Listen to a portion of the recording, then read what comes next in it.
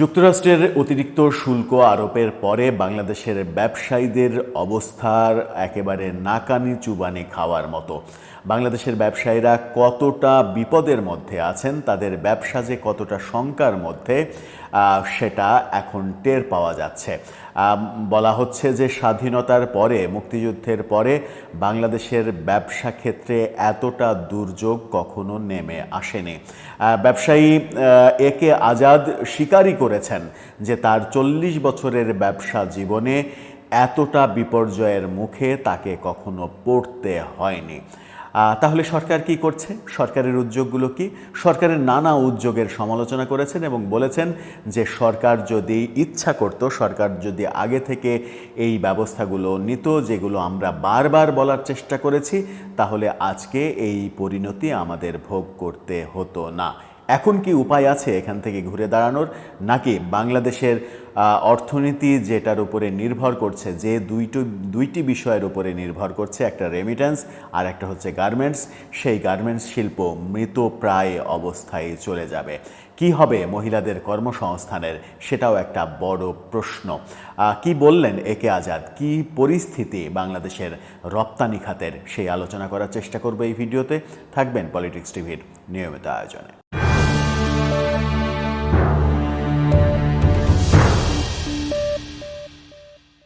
দর্শক, politics TV নিয়মিত ভিডিওগুলো স্পন্সর করছে প্রজাপতি.টিভি, নতুন ওটিটি প্ল্যাটফর্ম। আপনারা চাইলে ইউটিউবে, ফেসবুকে, ইনস্টাগ্রামে, টিকটকে দেখে নিতে পারেন। ডেসক্রিপশন বক্সে লিঙ্ক দেওয়া থাকবে, সেখান থেকেও আপনারা দেখে নিতে পারেন প্রজাপতির কার্যক্রম। চলে যাচ্ছি মূল ভিডিওতে। বলছিলাম বাংলাদেশের ব্যবসার পরিস্থিতি, বিশেষ করে রপ্তানিযোগ্য ব্যবসার পরিস্থিতি ভয়াবহ পরিণতির দিকে। ব্যবসায়ী এ কে আজাদ যে মন্তব্য করেছেন, তার ওই মন্তব্যটাকে কেন্দ্র করেই গণমাধ্যম শিরোনাম করেছে। আপনারা দেখে নিতে পারেন শিরোনামটা। এ কে আজাদ বলছেন, 40 বছরের ব্যবসায়ী জীবনে রপ্তানি খাতে এমন সংকট দেখিনি। কূটনৈতিক তৎপরতা ও বেসরকারি খাতের সঙ্গে সমন্বিত উদ্যোগের তাগিদ। তিনি বলছেন 40 বছরের এই জীবনে, ব্যবসায়িক জীবনে এমন ঘটনা তিনি দেখেননি, এমন বিপর্যয়ের মুখে তিনি পড়েননি।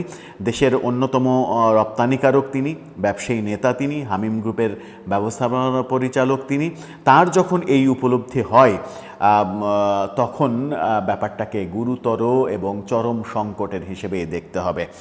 তিনি বলেছেন, আমরা ব্যবসায়ীরা এই খাতকে সম্মানজনক অবস্থায় নিয়ে এসেছি, কিন্তু এখন হতাশ ও ক্ষুব্ধ, অর্থাৎ তারা সরকারের উপরে ক্ষুব্ধ। তিনি একটি অনুষ্ঠানে গতকালকে এর বিশদ ব্যাখ্যা দিয়েছেন এবং সেই ব্যাখ্যায় তিনি বলেছেন যে আমরা সরকারকে এর আগে অনেক দিন থেকে বারবার বলেছি যে আপনারা এই পরিস্থিতি আসছে, এই পরিস্থিতি মোকাবেলার জন্য আপনারা একজন দক্ষ লবিস্ট নিয়োগ করেন। আমরা এর আগেও ব্যক্তি উদ্যোগে লবিস্ট নিয়োগ করে তার ভালো ফলাফল পেয়েছি। সরকারকে আমরা বলেছি লবিস্ট নিয়োগ করেন এবং লবিস্টই এই কাজগুলো করবে, নানা ব্যাপার তুলে ধরবে, মানবাধিকারের ব্যাপার তুলে ধরবে, নারীদের অধিকারের, নারীদের কর্মসংস্থানের ব্যাপার তুলে ধরবে, যে তোমরা যদি আমাদের গার্মেন্টস সেক্টরকে হুমকির মুখে ফেলে দাও তাহলে নারীরা কর্মহীন হয়ে পড়বে, নারীদের মানবাধিকার লঙ্ঘনের ঘটনা ঘটবে, তাদের কর্মসংস্থান জিরো পর্যায়ে চলে যাবে, এই ব্যাপারে তোমাদের অবশ্যই সদয় হতে হবে। এরকম নানা যুক্তি সরকারকে বলার চেষ্টা করেছি, কিন্তু সরকার কোনো যুক্তিতেই কান দেয়নি, লবিস্ট নিয়োগ করেনি। এবং বাণিজ্য উপদেষ্টাকে ফোন ধরলে তিনি ফোন করলে তিনি ফোন না ধরে পরের দিন 24 ঘন্টা পরে তিনি ফোন ব্যাক করেন, এমন কথাও তিনি বলেছেন।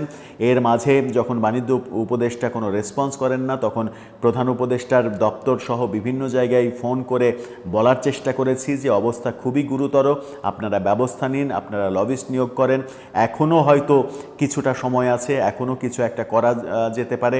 তিনি বলেছেন যে আমার যে বায়ার, আমার যে হিউজ পরিমাণের এক্সপোর্ট, শুধুমাত্র গার্মেন্টস সেক্টরেই $80 মিলিয়ন যে এক্সপোর্ট, সেই এক্সপোর্টে আমি লাভ করি হয়তো 1.5 থেকে 2.5%। সেই 1.5 থেকে 2.5% যখন লাভ করি, তখন 1 আগস্ট থেকে অতিরিক্ত যে 35% শুল্ক আরোপ হচ্ছে, সেখানে বায়াররা অলরেডি আমাকে মেল পাঠিয়েছে যে এই 35%-এর মধ্যে কত পার্সেন্ট তুমি ছাড়বা। আমি যেখানে লাভই করতে পারি না 2%, সেখানে আমি কত পার্সেন্ট ছাড়বো, এই প্রশ্নের উত্তর আমি কি দেব? কি অবস্থা হবে আমার রপ্তানির? শুধুমাত্র গার্মেন্টস সেক্টর, এ বাদ দিয়ে অন্যান্য সেক্টর, গার্মেন্টসেরই অন্যান্য সেক্টর, গার্মেন্টসের রেডিমেড পোশাকের সেক্টরে যদি আমার ব্যক্তিগতভাবে আমারই $80 মিলিয়ন এক্সপোর্টের এই অবস্থা হয়, আমার যে অন্যান্য গার্মেন্টসের অন্যান্য সেক্টর রয়েছে সেখানে আরও $200 মিলিয়ন এক্সপোর্ট রয়েছে, সেগুলো নিয়ে আমার কি অবস্থা হবে? তিনি বলেছেন সরকারকে এত বোঝানোর পরেও তারা বুঝেনি, তারা বুঝে উঠতে পারছে না। আমি বাণিজ্য উপদেষ্টাকে বারবার বলেছি আপনারা যে মিটিং করবেন সেখানে ব্যবসায়ী প্রতিনিধি রাখেন। বাণিজ্য উপদেষ্টা বলেছেন না, তাদেরকে তো তারা অ্যালাউ করবে না। আমি বলেছি যে অ্যালাউ তো সবাইকে করবে না, 1-2 জনকে তো রাখতে পারেন, তাহলে তো অ্যালাউ না করার কিছু নয়।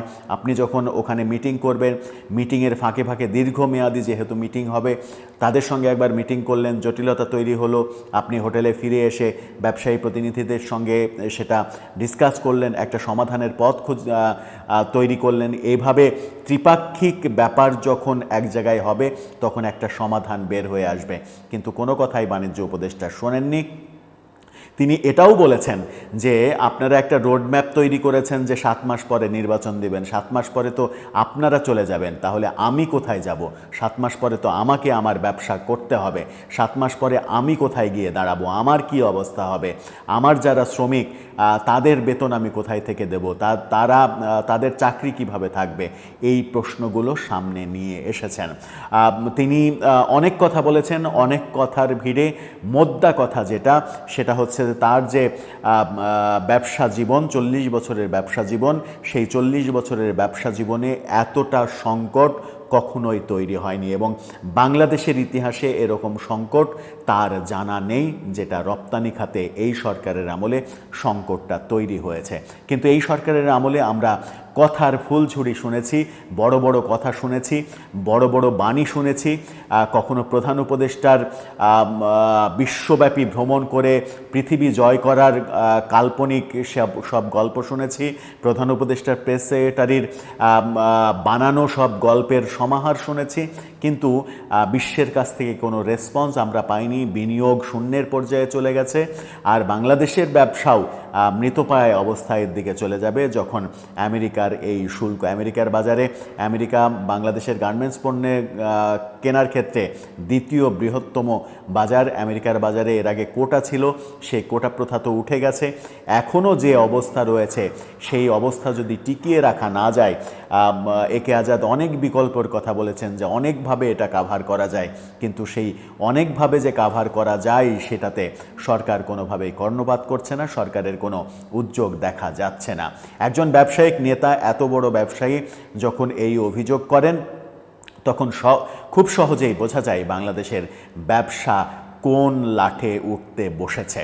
দর্শক, আপনার কি মনে হয় এরপরে এই সরকারের পক্ষে এই সেক্টরে আন্তর্জাতিক সম্পর্ক, বিশেষ করে যুক্তরাষ্ট্রের এই অতিরিক্ত শুল্ক চাপিয়ে দেয়া, বাংলাদেশের গার্মেন্টসটাকে বাঁচিয়ে তোলা, এটা কি আদৌ সম্ভব হবে, নাকি আমরা তলানিতে গিয়ে ঠেকব? আপনার মন্তব্য জানিয়ে লিখতে পারেন আমাদের কমেন্ট বক্সে।